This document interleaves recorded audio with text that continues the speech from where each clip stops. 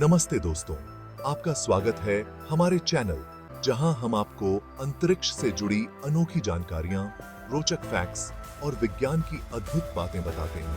आज हम आपको नासा के एक बहुत ही महत्वपूर्ण मिशन के बारे में जानकारी देंगे, जो अंतरिक्ष में एक खास एस्टेरॉयड की खोज और अध्ययन के लिए शुरू किया गया है। इस वीडियो में हम नासा के इस मिशन के उद्देश्य, उसकी प्रक्रिया और इससे होने वाले वैज्ञानिक लाभों के बारे में विस्तार से जानेंगे।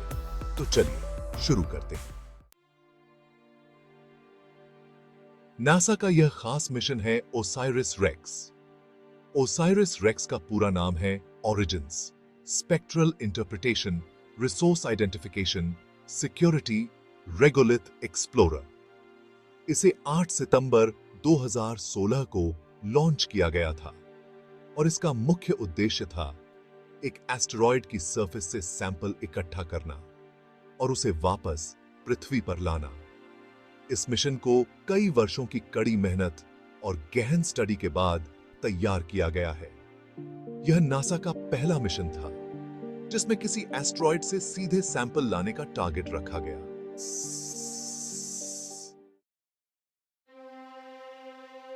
आप सोच रहे होंगे कि नासा ने एस्टेरॉयड के रूप में बेनू को ही क्यों चुना?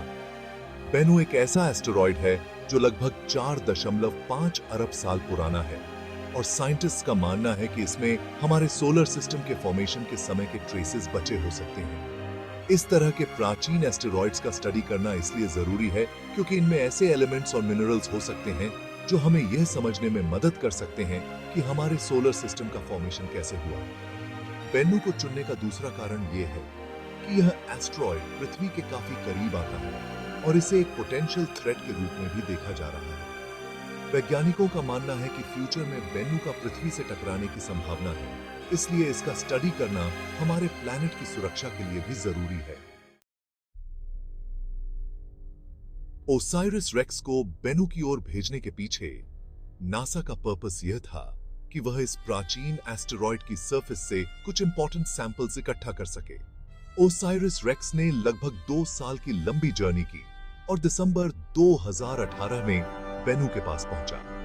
इस एस्टेरॉयड की सरफेस का स्टडी करने के लिए ओसाइरिस रेक्स में कई एडवांस टेक्नोलॉजी वाले इंस्ट्रूमेंट्स लगे हुए थे, जैसे कि कैमरास, स्पेक्ट्रोमीटर्स और लेजर अल्टीमीटर। इन इंस्ट्रूमेंट्स की मदद से साइंटिस्ट्स बेनू की सरफेस का डिटेल्ड मैपिंग कर सके। इस मैपिंग से यह पता चला कि बेनू की सरफेस काफी रगेड और रॉकी है।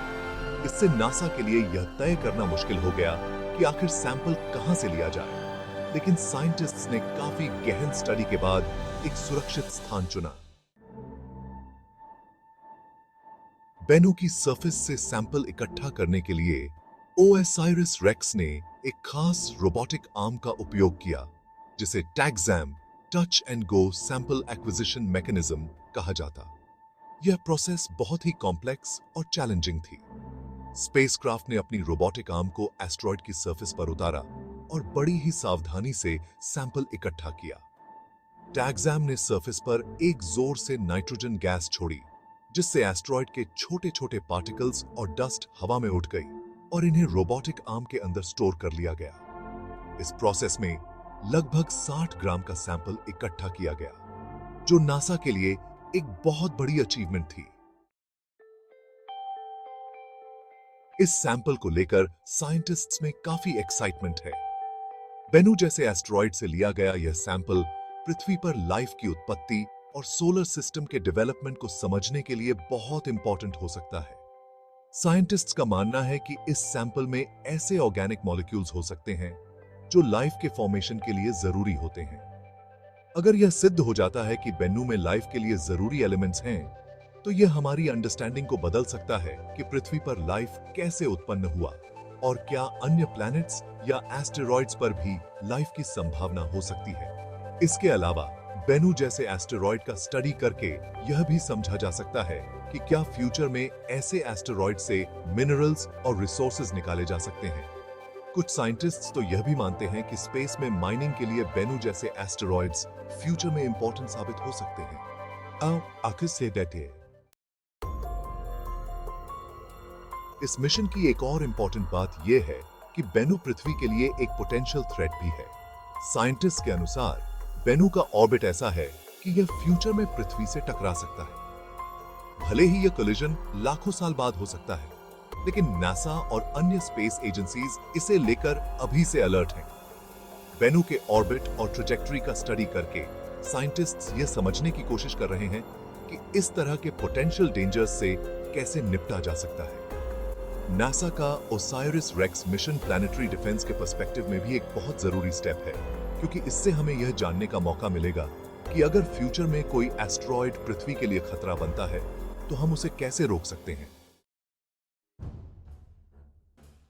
2020 में ओसाइरिस रेक्स ने सक्सेसफुली बेनू से सैंपल इकट्ठा किया और इसे एक स्पेशल कैप्सूल में बंद कर दिया, जिसे स्पेसक्राफ्ट के साथ वापस पृथ्वी की ओर भेजा गया।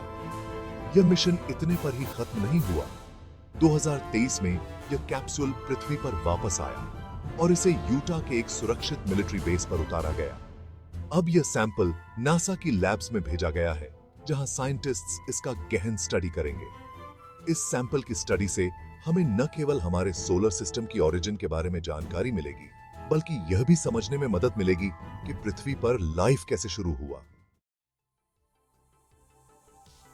नासा का ओसाइरिस रेक्स मिशन केवल एक शुरुआत है। इस मिशन से मिली इंफॉर्मेशन के आधार पर फ्यूचर में और भी कई मिशंस की योजना बनाई जा सकती है। नासा और अन्य स्पेस एजेंसीज अब नए टारगेट्स पर ध्यान केंद्रित कर रही हैं, जैसे कि मार्स के मून्स, जुपिटर के मून्स जैसे यूरोपा और अन्य दूरस्थ प्लैनेट्स। इसके अलावा एस्टेरॉयड माइनिंग भी फ्यूचर के लिए एक बड़ी पॉसिबिलिटी बनती जा रही है। अगर बेनू जैसे एस्टेरॉयड्स में यूजफुल मिनरल्स पाए गए तो फ्यूचर में स्पेस में माइनिंग एक बहुत बड़ा इंडस्ट्री बन सकता है। इससे न केवल स्पेस एक्सप्लोरेशन के नए रास्ते खुलेंगे, बल्कि पृथ्वी पर रिसोर्सेज की कमी को भी पूरा किया जा सकेगा। ओसाइरिस रेक्स मिशन अन्य स्पेस एजेंसीज के लिए भी एक इंस्पिरेशन है। उदाहरण के लिए जापान का हायाबुसा 2 मिशन, जिसने रियोगु नामक एस्टेरॉयड से सैंपल लिया और उसे सक्सेसफुली वापस पृथ्वी पर लाया। इस तरह के मिशन से अंतरिक्ष में एक्सप्लोरेशन की दिशा में नए चैप्टर्स जुड़ रहे हैं और यह साबित हो रहा है कि हमारी टेक्नोलॉजी अब इतनी एडवांस्ड हो चुकी है कि हम सोलर सिस्टम के अन्य ऑब्जेक्ट से सीधे मटेरियल्स लाकर उनका स्टडी कर सकते हैं।